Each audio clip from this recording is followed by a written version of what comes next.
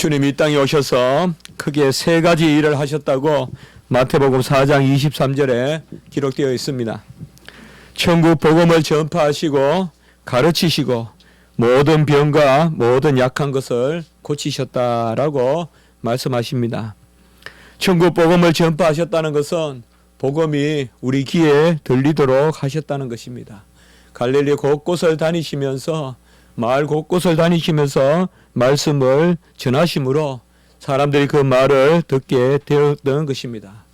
그리고 가르치셨다는 것은 주로 해당에서 하셨다는데 그 말씀을 풀어서 그 말씀을 우리의 심령에 받아들이도록 우리 주님께서 그렇게 쉽게 알아들을 만하게 가르칠 만하게 하셨다는 것입니다.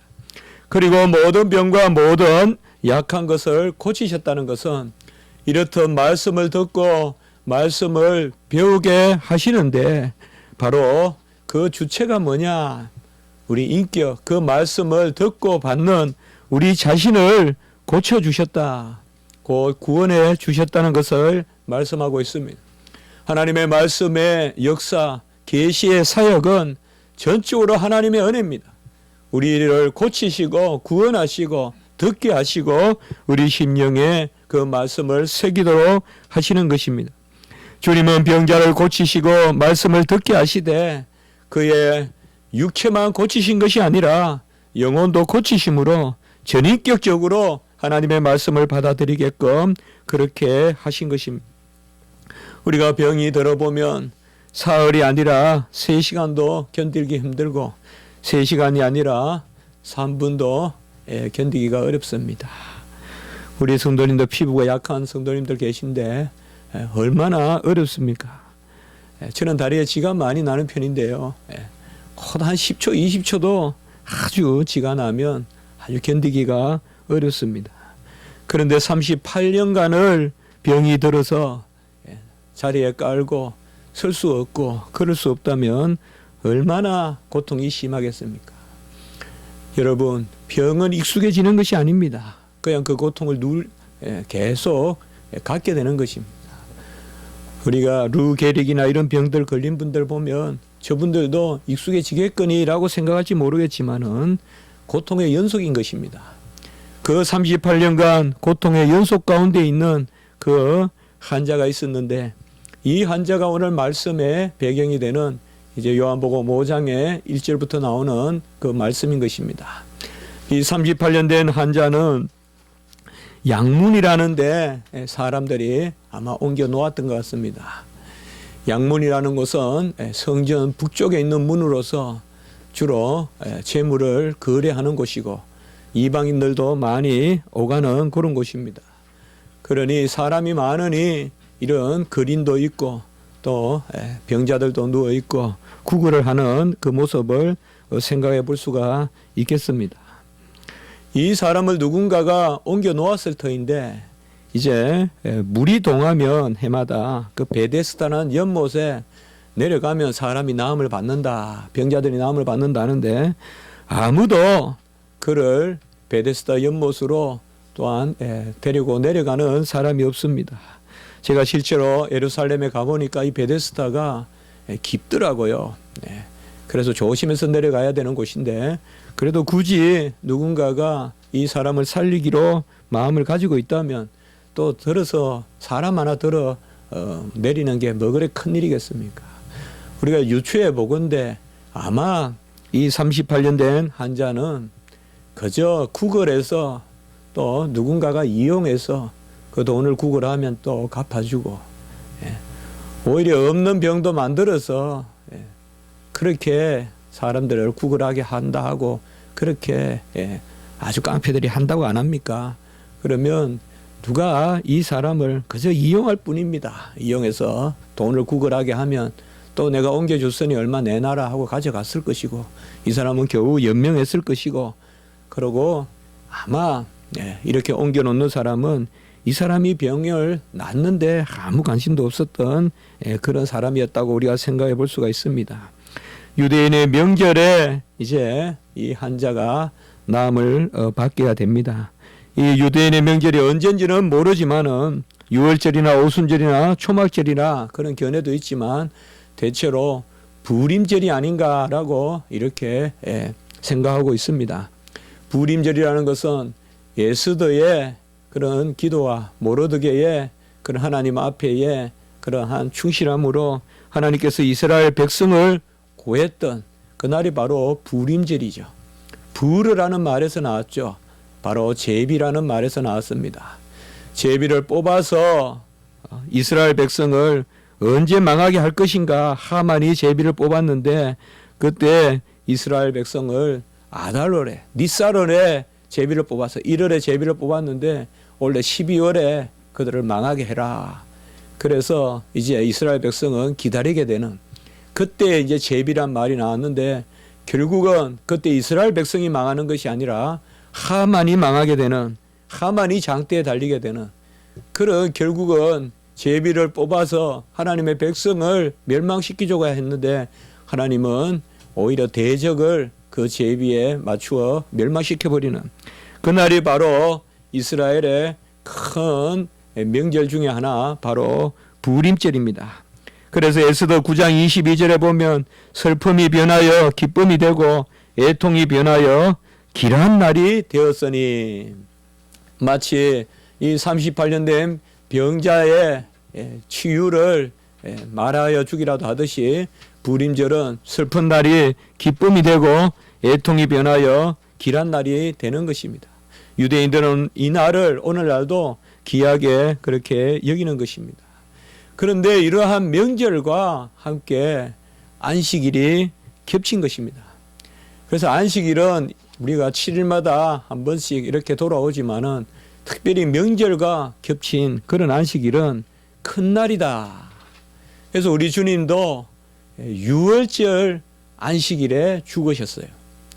그래서 큰 안식일이라 특별히 정결해야 되기 때문에 그 안식일에 우리 주님께서 죽으시는 것입니다. 안식일에 사람을 매달 수 없기 때문에 바로 주님께서 안식일 전날 죽으시는 것입니다. 큰 안식일이다. 바로 이날도 안식일입니다. 유대인들은 안식일에 규례가 있습니다. 짐을 지지 않았죠. 그래서 느헤미야나 에레미야에 보면 짐을 지고 성전에 예루살렘 성문에 성전이 아니라 성문에 못 들어오게 합니다. 그리고 이것을 한층 더 강화해서 바로 유대인들의 전승인 미시나에 보면 한 지역에서 다른 지역으로 물건을 옮기는 것을 안식일에는 금했습니다. 사실 안식일 규례는 아주 엄격한 규례입니다. 출애굽기 20장 8절 우리가 오늘도 읽었지만은 안식일을 기억하여 거룩하게 지키라고 했고 그리고 계속되는 말씀에 보면 안식일에는 자녀나 짐승조차도 아무 일도 하지 말게 하라라고 그렇게 말하고 무슨 일을 했을 때는 반드시 죽이라라고 출애굽기 31장 15절에 이렇게 말씀하고 있습니다. 이 안식일 규례는 엄한 규례고 안식일을 어겼을 때는 그저 죽이라고만 이렇게 말하고 있습니다. 오늘 38년 된 병자에게 우리 주님께서 병을 낫게 하신 것은 안식일 규례를 어기고 일을 한 것이요. 이 병자가 나았다고 기뻐서 침상을 들고 옮겨간 거예요. 침상을 옮긴 거예요. 이것은 안식일 날 짐을 옮겼다라고 해서 또 걸리는 것입니다. 그래서 예수님도 안식일을 어긴 것이 되고 이 환자도 38년 만에 처음 일어나서 처음으로 한번 걸어보고 자기가 평생 누웠던 자리를 들고 옮겨갔다고 해서 그것을 일을 했다, 죽어야 한다라고 그렇게 말하고 있는 것입니다. 안식일에 관한 말씀은 성경에 군데군데 나타나고 있습니다.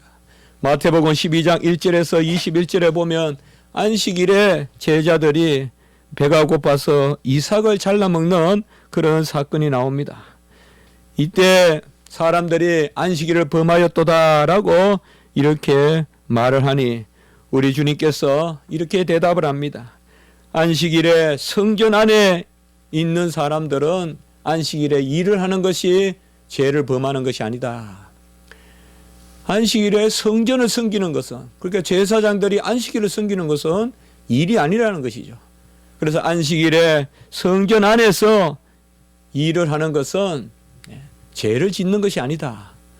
그런데 이들은 내 제자이기 때문에 성전보다 큰 이가 여기 있다. 마태복음 바로 12장 6절에 보면 성전보다 큰 이다라고 예수님이 말씀하세요. 곧 안식일에 성전 안에서 예배드리고 섬기는 것이 안식일을 범하는 것이 아니라면 안식일에 예수님과 함께 예수님 안에 있는 제자들이 예수님과 동력하면서 예수님의 일을 함께 감당하면서 시장하여서 이삭을 따먹는 것은 죄가 아니다 이거죠. 그래서 성전보다 큰 이가 여기 있다. 주님 안에 있으면 주님 안에서 일하는 것은 성전을 섬기는 것과 다름이 없고 오히려 성전보다 더 큰 분이 바로 예수님이다라고 말씀하시면서 안식일의 주인은 바로 예수님이시다라고 이렇게 말씀하고 계시는 것입니다. 안식일의 주인은 예수님이십니다. 주가 일하시니 우리는 쉬는 날이고 달리 말하면 주님의 일하심에 동참하는 날. 그리하여 주님께서 일하시고 우리는 함께 가는 날. 주님이 우리를 수레에 싣고 옮기는 날. 그것을 즐거워하는 날. 그것이 바로 안식일입니다. 그러므로 안식일의 주인은 우리 주님이시고 안식일에 바로 우리가 성전 안에 거하는 것이 성전 안에서 예배를 드리고 교제하고 떡을 떼고 안식일날 떡도 떼지 않아야 돼요. 안식일날 아무 일도 안 해야 돼요. 그러나 다 차려고 제사 드리고 하잖아요. 그것은 바로 성전 안의 일이기 때문에 그런 것입니다. 주님께서는 이러한 제자들을 향한 실책을 듣고도 안식일에 해당해서 손마른 자를 고치십니다. 한마디로 우리 주님께서는 은밀하게 주의 일도 행하셨지만은 이렇게 대놓고도 행하셨어요. 그래서 안식일날 제자들이 밀을 따먹는 것이 합당하냐라고 하니까 그것을 성전보다 크니다. 바로 안식일이 주인이 나다라고 주님이 선포하시고 그리고 바로 해당에 내려가서 해당이 어떤 곳입니까? 유대인들이 율법을 따지고 율법을 읽고 서기관들이 율법을 또한 해석하고 주석하는 곳이 바로 해당이 아닙니까? 그곳에서 손 마른 자를 고치십니다. 손이 마른 자, 그러니까 평생 손에 어떤 마비가 와서 손을 쓸 수 없고 손이 자라지 않는 그 사람을 향해서 손을 내밀라. 역시 손을 내미는 것도 또 이것도 일이라면 일이에요. 그래서 안식일날 손 마른 자를 고치시고 안식일에 구덩이에 빠진 양을 구해내지 않겠느냐라고 이렇게 말씀하시면서 안식일에 선을 행하는 것이 옳으니다라고 말씀하십니다.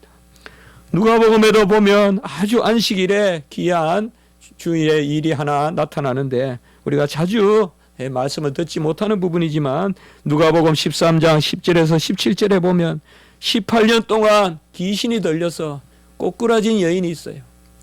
허리를 펴지 못하고 몸을 펴지 못하는 그런 여인이 있습니다. 이 여인에게 회당에서 우리 주님께서 안수하십니다. 안수해서 낫게 하시고 안식일에 소나 나귀를 풀이나 물을 먹이지 않는 사람이 있겠느냐. 18해 동안 사탄에게 매임받은 이 아브라함의 딸을 안식일에 매임해서 푸는 것이 합당하지 않겠느냐라고 이렇게 말씀하시면서 우리 주님께서는 안식일에 또 18년 된 그 여인을 고치는 것입니다. 안식일에 병자를 낫게 한 또 큰 일이 하나 있죠.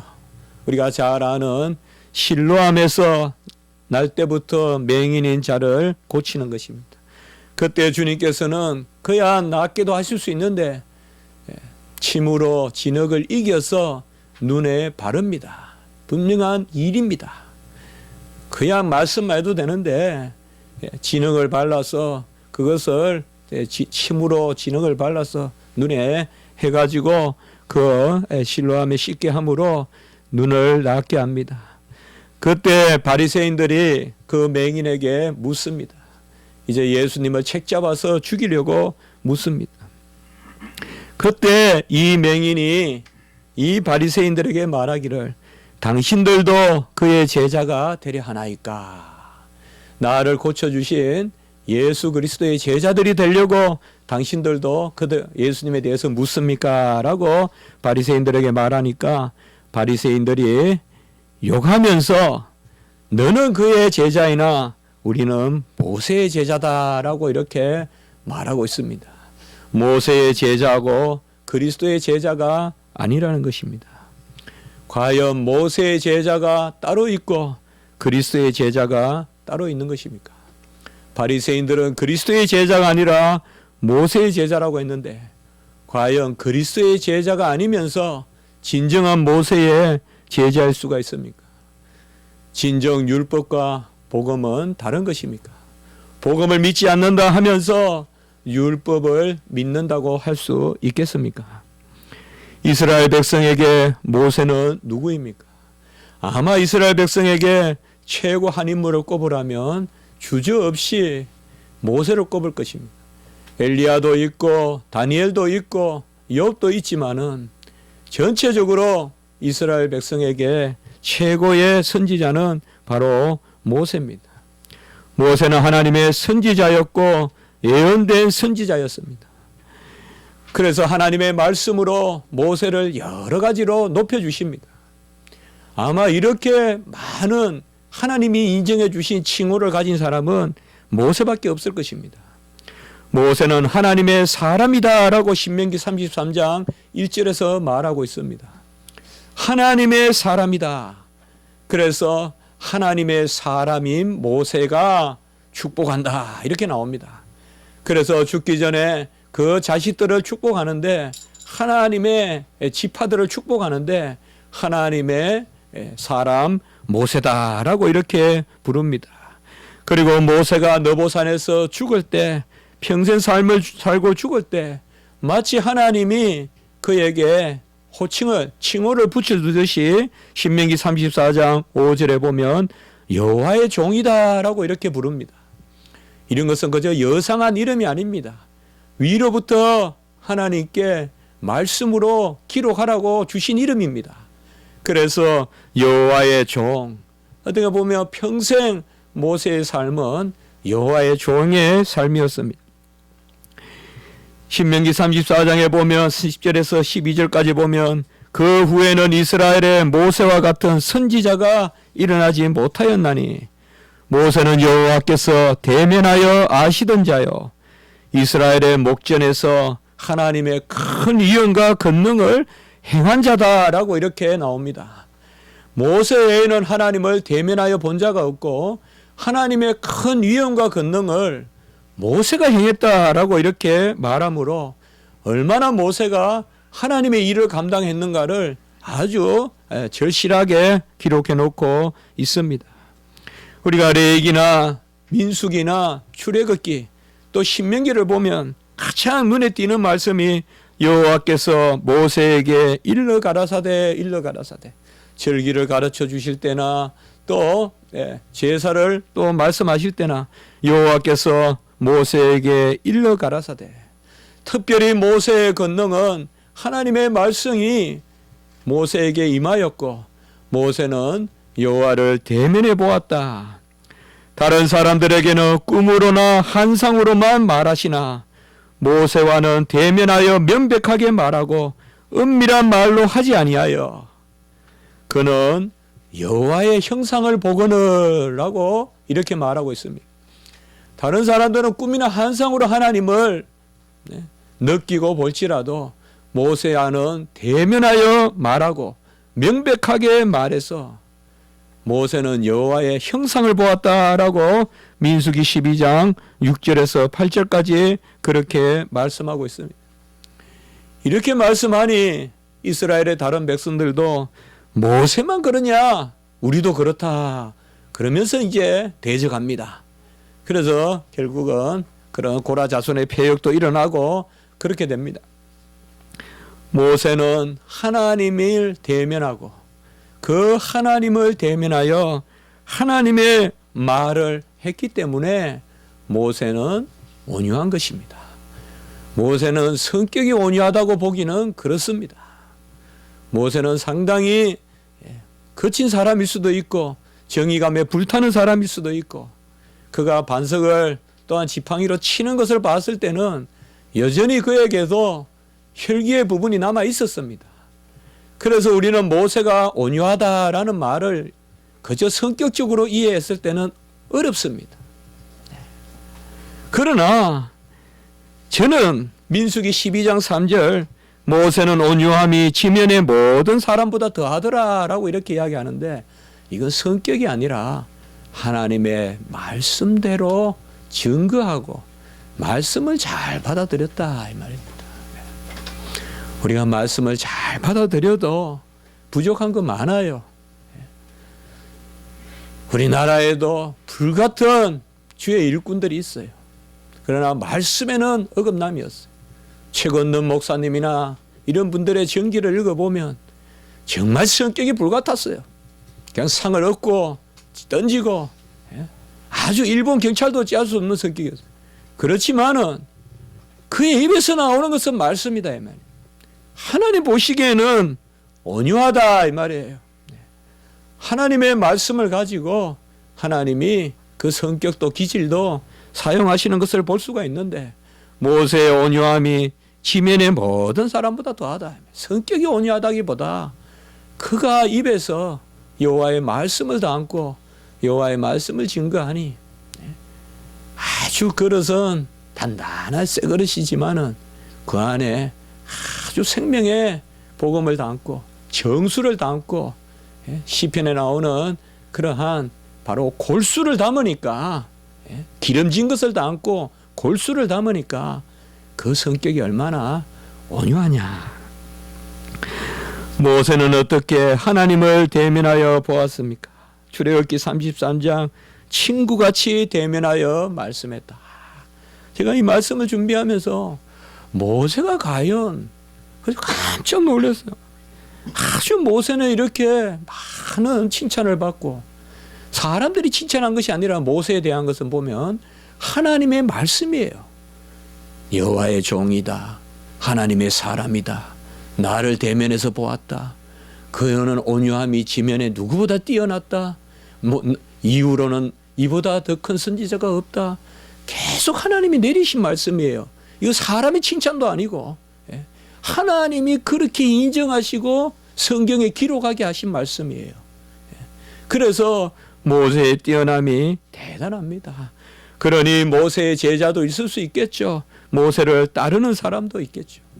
그러면 모세는 어찌하여 이렇게 뛰어났느냐? 우리가 가장 정리해 볼 수 있는 것은 모세는 여호와의 형상을 보았다. 아까 말씀을 드렸죠. 모세의 가장 뛰어난 점은 여호와의 형상을 보았다는 건데, 그래서 대면하여 보았다는 건데 이것이 뭘 의미하느냐 이 말이죠. 과연 모세가 여호와의 얼굴을 보았느냐? 여호와가 얼굴이 없는데 어떻게 여호와의 얼굴을 보아요? 여호와 하나님은 공간에 갇힐 수 없어요. 어찌 여호와의 형상을 보았다고 이야기했을까요? 여호와를 보았다고 하지 않고 여호와의 형상을 보았다고 민수기 12장 8절 아까 읽었던 말씀입니다. 대면해서 보아서 여호와의 형상을 보았다. 그리고 모세는 특별히 그 얼굴에 이러한 여호와의 형상을 보니 강체가 났다. 제가 말씀을 쭉 보면서 모세의 뛰어남의 근원이 어디 있느냐, 이 두 가지를 한번 생각해 봤어요. 그에게는 여호와의 형상을 보면 여호와의 형상을 대면해서 보았고, 그리고 그의 얼굴에는 강체가 났다.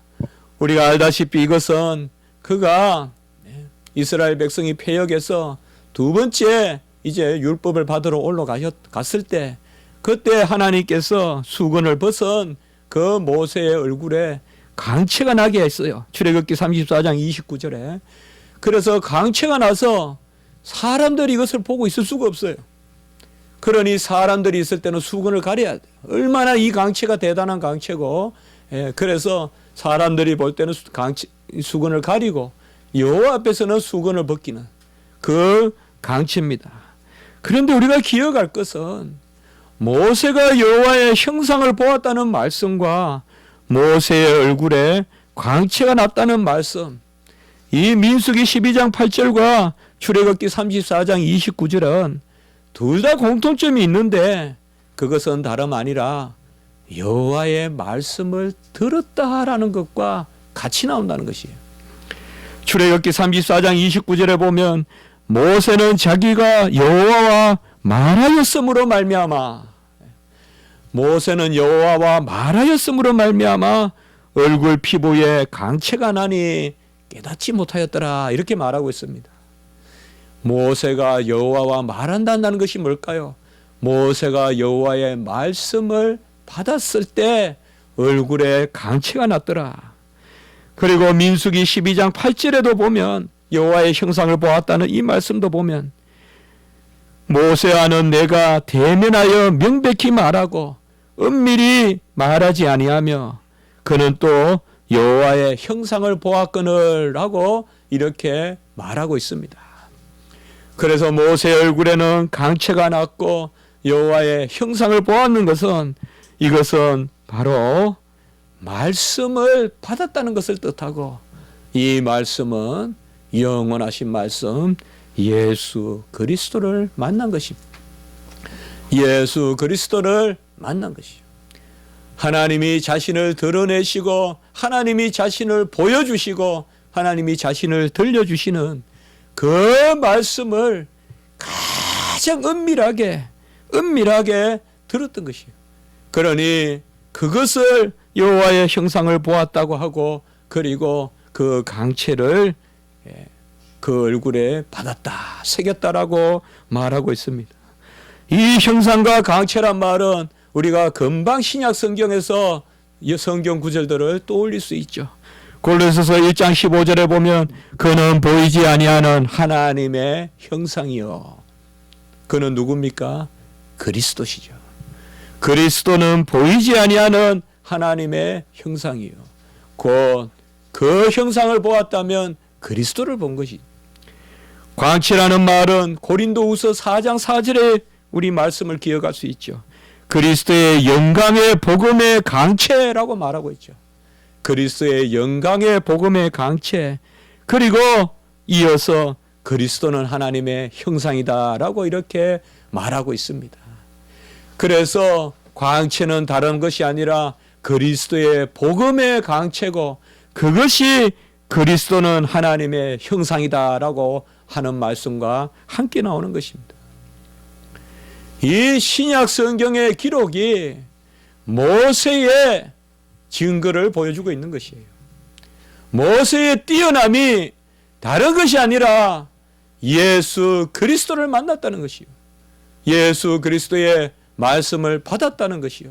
지금이나 이제나 영원히 쇠하지도 마르지도 시들지도 않는 하나님의 말씀을 받았다는 것입니다. 그래서 베드로서에는 구약에도 그리스도의 영으로 선지자에게 말했다라고 기록하고 있는 것입니다. 구약에도 그리스도의 영으로. 그리스도는 신약의 그리스도만이 아니라 삼위일체 하나님이시기 때문에 영원한 삼위일체 하나님, 구약의 하나님, 신약의 하나님, 천상의 하나님, 영원전의 하나님, 바로 그 예수 그리스도를 만났다는 것입니다. 그래서 고린도후서 4장 6절에는 하나님의 영광을 아는 빛, 예수 그리스도의 얼굴에 있는 하나님의 영광의 빛을 아는 빛을 우리의 마음에 비추어 주시옵소서라고 기도하라라고 사도 바울이 이야기하고 있는 것입니다. 곧 모세와 같이 하나님의 영광의 광채, 그 복음의 광채, 하나님의 형상을 우리에게 비추어 달라고 너희는 기도하라. 그것이 바로 질그릇에 담긴 보배다라고 이렇게 말씀들이 이어져 나가는 것입니다. 우리가 강체요 형상이다, 이 두 단어를 계속 붙들고 있는데 이 두 단어가 나오는 구절이 됐습니까? 바로 히브리서 1장 3절이죠. 같이 합니다. 이는 하나님의 영광의 강체시여 그 본체의 형상이시라. 여기도 강체, 형상이란 말씀이 나오는 것이죠. 이는이 누굽니까? 바로 예수 그리스도. 이 구절은 우리가 지난주에 말씀을 통하여 보았잖아요. 예수 그리스도가 영광의 강체시여 본체의 형상이시다. 형상보다 본체가 중요하고 우리가 받는 말씀보다, 해석하는 말씀보다 말씀 자체가 더 중요한 것입니다. 안식일이 사람을 위하여 있는 것이지 사람이 안식일을 위하여 있는 것이 아닙니다. 우리가 받아들이고 우리가 해석하고 또 말씀을 전하는 사람이 귀한 것이 아니라 말씀을 자체가 귀한 것입니다. 모세가 귀한 것이 아니라 그 모세가 담고 있는 말씀이 귀한 것입니다. 말씀을 전하는 자를 따른다는 것이 무엇을 의미하겠습니까? 그것은 바로 말씀이 귀하다는 것을 의미하지 말씀을 전하는 자가 귀하다는 것을 의미하지는 않을 것입니다. 우리가 주일학교 선생님을 존경하고 그리고 목회자를 우리가 귀하게 여겨야 되는 것은 다른 것이 아니라 그 목회자가 담고 있는 말씀이에요. 모세의 제자라고 하면서 모세가 받은 말씀을 멀리하고 그리스도의 제자가 아니라고 말한다면 그것은 진정한 모세의 제자가 아니죠. 그래서 오늘 말씀 중간에 읽어보진 않았지만은 바로 모세가 너희들을 책망할 것이다 라고 이야기하고 있어요. 얼마나 전곡을 찌르는 말씀이에요. 너희들이 그리스도의 제자는 아니라고 하면서 모세의 제자라고 한다면 너희들은 모세에게부터 지책을 당할 것이다. 왜요? 모세야말로 그리스도의 제자이기 때문에 그렇죠. 하나님의 말씀을 받았기 때문에 그러한 것입니다. 하나님은 모세에게 일시적으로 대면하여 보았다고 하지만은 형상을 보여주셨어요. 하나님은 얼굴이 없습니다. 그래서 하나님의 형상을 보여주시고 그 강체를 모세 얼굴에 새겨주었어요. 우리도 그런 강체가 있어야 돼요. 우리의 피부가 빛나는 것이 아니라 우리의 얼굴에 여호와의 빛이 있어야 돼요. 여호와의 빛이 내 얼굴을 감싸고 있어야 돼요. 여호와 우리 주 예수 그리스도께서 요단에서 세례 받으시고 올라오면서 하늘 선포를 받으시는 그 예수님의 얼굴에 비추는 빛이 우리 가운데 있어야 돼요. 그 영광의 복음의 강체가 우리 안에 임하고 있어야 돼요. 그것이 막을 형성하고 있어야 돼요. 그래야 우리 심령에 즐거움이 있고 기쁨이 있는 것이에요. 우리의 안색도 다 시듭니다. 우리의 피부도 뼈에 붙습니다. 그러나 여호와 하나님이 우리에게 주시는 그 강체는 그 형상의 어떠함은 우리 안에 역사하는 것입니다. 주님은 말씀 자체시고 이 주님께서 말씀으로 계시하시고 말씀을 완성하십니다. 그 말씀을 이루시려고 안식일에 오셨습니다. 안식일에 행하셨습니다. 진정한 안식일을 이루시려고 이 땅에 오셨습니다. 손 마른 자를 고치시고 38년 된 자를 고치시고 18년 된 꼬부라진 여인을 고치시고 실로암에 눈먼 자를 안식일에 고치시러 오셨어요. 바로 인자가 안식일의 주인이고 이제 주님께서는 이 안식일에 이루었던 모든 일들을 큰 안식일에 이루시는데 그것이 바로 6월절 안식일 날 자기 자신을 죽기까지 십자가에 내놓는 것입니다.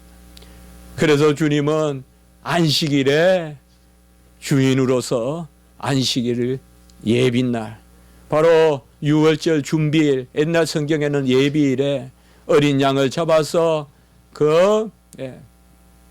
바로 우설추로 묶어서 그것을 뿌리잖아요. 문설주와 임방에 뿌리잖아요. 그것이 6월절 예비일이고 우리 주님께서 6월절 예비일에 십자가의 구원을 다 이루시려고 오신 것입니다. 이것이 바로 이 땅에 오신 주님께서 보여주신 것입니다. 빌립은 주님을 먼저 만나고 나다나엘에게 전하였습니다. 모세가 율법에 기록하였고 여러 선지자가 기록한 그 일을 우리가 만났으니 요셉의 아들 나사렛 예수라 와보라 라고 이렇게 빌립이 증거합니다. 모세가 율법에 기록하였고 율법에 기록한 그분이 바로 누구냐? 예수 그리스도십니다. 우리는 율법 전부를 통하여서 예수 그리스도를 읽을 수 있어야 돼요. 이것이 빌립의 신앙이었어요. 모세가 율법에 기록하였고 모세의 절기, 제사, 정결, 공평 모든 율법은 그 실체가 예수 그리스도십니다. 율법은 완성되기 위하여 완전하게 하기 위하여 주신 것이라면 바로 그 율법을 완전하게 하신 분은 우리 주님인 것입니다. 요한복음 1장 17절에 보면 율법은 모세로 말미암아 주신 것이요 은혜와 진리는 예수 그리스도로 말미암아 온 것이라 라고 이렇게 말합니다. 이런 말씀은 율법과 은혜를 나누라고 주신 것이 아니라 율법을 완성하신 말씀입니다. 고도의 표현인 것입니다. 그래서 율법은 모세로 말미암아 주신 것이요 그 율법을 이루는 은혜와 진리는 예수 그리스도로 말미암은 것이다 라고 우리가 읽어야 되는 것입니다. 모세는 놋뱀을 들었어요. 그래서 놋뱀을 보는 사람마다 삶을 받았어요. 불평했지만은 놋뱀을 바라보는 사람은 살았어요. 그러나 이제 주님께서는 그 놋뱀의 자리에 친히 장대에 높은 곳에 달리시기 위하여 저주의 죽음을 죽기 위하여 이 땅에 오신 것입니다. 안식일은 영생의 주일로 바뀌는 것입니다. 구약의 안식일은 이제 주님께서 주인이 되시고 다 이루심으로 신약의 주일로 바뀌는 것이요. 더 이상 구약적인 믿음으로 우리가 안식일을 지키지 않는 것입니다. 내가 율법의 1.1핵이라도 폐하러 온 것이 아니라 완전하게 하러 함이라 라고 말씀했습니다. 이제는 주님이 죽으심으로 38년 된 우리의 병이 낫고 18년 된 우리의 병이 낫고 못 보는 눈이 뜨이고 안 들리던 귀가 열리고 입이 에바다같이 열리고 안식일의 손말은 우리의 마음 도무지 하나님께 손을 내밀 수 없는 우리의 메마른 심령도 이제는 주님이 다 이루심으로 말미암아 주님 앞에 손을 내밀고 주님과 손을 맞잡고 화목하는 그 역사가 안식일에 일어나는 것입니다. 주님께서 이 땅에 오셔서 친히 일하시러 오셨습니다. 주일은 주님께서 일하시는 날이요 그리하여 우리에게 쉼이 있고 생명이 있고 영생이 있는 걸 그 날인 것입니다. 요한복음 5장 17절에 보면 아버지께서 이제까지 일하시니 나도 일한다라고 말씀하셨습니다. 바로 주님께서는 주의 일을 행하시기 때문에 성전보다 큰 이시기 때문에 그는 그의 일을 감당하는 것입니다. 우리는 안식일의 신앙을 가지고 있습니다. 안식일의 신앙을 버리는 것이 아닙니다. 그러나 완성된 안식일의 신앙을 가지고 있습니다. 완성된 안식일의 신앙 혹은 완전한 안식일의 신앙 그것은 다른 것이 아니라 주님의 신앙이요 주일의 신앙인 것입니다. 우리의 주일의 신앙은 완전한 안식의 신앙입니다. 그래서 하나님 앞에 우리가 온전히 여호와를 대면하여 보고 그의 형상을 바라보고 그의 강체에 잠기는 것이 우리에게 역사적으로 역사하는 날이 바로 이 주일인 것입니다. 오늘 말씀해 보면 너희가 성경에서 영생을 얻는 줄 생각하고 성경을 연구하거니와 여기 성경은 구약 성경입니다. 우리가 신약에 나오는 성경은 구약 성경을 뜻합니다.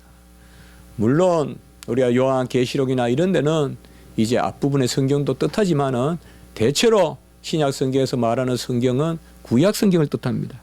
그래서 구약의 율법에서 영생을 얻는 줄 생각하고 성경을 연구하거니와 이 율법이 내게 대하여 증언하는 것이다. 오늘 39절에 그렇게 말씀을 보았습니다. 우리는 구약 전부 다를 통하여 예수가 보여야 됩니다.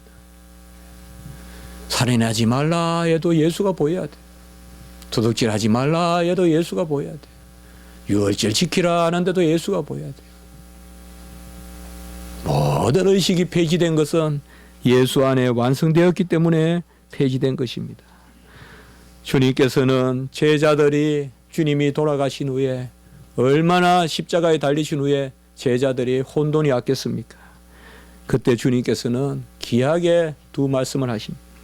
엠마오로 내려가는 그 아주 허탈한 제자들에게 누가복음 24장 27절에 주님이 나타나셔서 모세와 모든 선지자의 글로 시작하여 모든 성경에 쓴 바 자기에 관한 것을 자세히 설명하시니라 라고 이렇게 말씀했습니다. 우리가 이런 것을 직접 들을 수는 없지만은 제자들에게 말씀했습니다. 모세와 모든 선지자의 글로부터 모든 성경에 쓴 것이 다 자신에 관한 것이다. 그리고 부활한 제자들에게 또 나타났어요. 누가복음 24장 45절 44절에 보면 그 제자들에게 마음을 열어 성경을 깨닫게 하시고 모세의 율법과 선지자의 글과 시편의 나를 가리켜 기록된 모든 것이 이루어져야 하리라 한 말이 이것이다 라고 이렇게 제자들에게 가르쳐 주십니다. 하나님의 말씀이 1차적으로 우리에게 명령으로 올 때가 많습니다. 대체로 그렇습니다. 우리는 그 높은 하나님께 나아갈 수 없고 주를 만날 수 없습니다. 그러나 그 명령은 항상 은혜를 담고 있습니다. 하나님은 어떤 말씀도 은혜가 아닌 말씀으로 우리에게 드러내시지 않습니다. 어떤 말씀이든 그 자체로 우리를 저주하지 않습니다. 바로 주님께서는 모든 일을 이루시러 오신 것이고 주님 안에서 우리가 안식을 누리게끔 하기 위하여 이 땅에 오신 것입니다. 다 이루신 주님의 말씀을 붙들고 그 안에서 찬미하고 영광을 올리는 그런 역사가 있기를 주님의 이름으로 축복합니다. 기도드리겠습니다. 거룩하고 자비로우신 하나님 아버지, 모세의 제자가 어찌 따로 있겠습니까? 율법의 제자가, 말씀의 제자가 어찌 따로 있겠습니까? 오직 그리스도의 제자 된 자만이 모세도 알고 다니엘도 알고 또 엘리야도 알 줄 믿습니다. 우리는 오직 그리스도의 제자만으로만 우리가 주님 앞에 영광을 올리고 또 그리스도의 그 하나님의 형상과 복음의 영광의 강체가 우리 안에 역사할 줄 믿습니다. 주님을 믿는 믿음 가운데 우리가 자라가게 도와주시고 날마다 주를 깊이 묵상하게 도와주시고 주로 말미암아 기뻐하고 주로 말미암아 영광을 올리는 저희들이 되게 해 주시옵소서. 우리 교회 모든 성도님들 지켜주시고 특별히 이제 봄을 맞이했습니다. 정말 하나님 겨울도 지켜주시고 또 봄의 문턱에 이르게 하심을 감사합니다. 새 생명을 허락하시는 이 아름다운 계절에 우리의 영혼도 깨어나게 도와주시고 더욱 기도하게 도와주시고 새싹이 자랄 수 있도록 주님 도우시고 인도하여 주시옵소서. 간구하는 그 기도 가운데 들어 응답하시고 여호와의 얼굴 바로 주님께서 우리에게 비추어 주시는 그 영광의 강체가 임하게 도와주시옵소서. 감사하옵고 구주 예수 그리스도 이름으로 기도드리옵나이다. 아멘.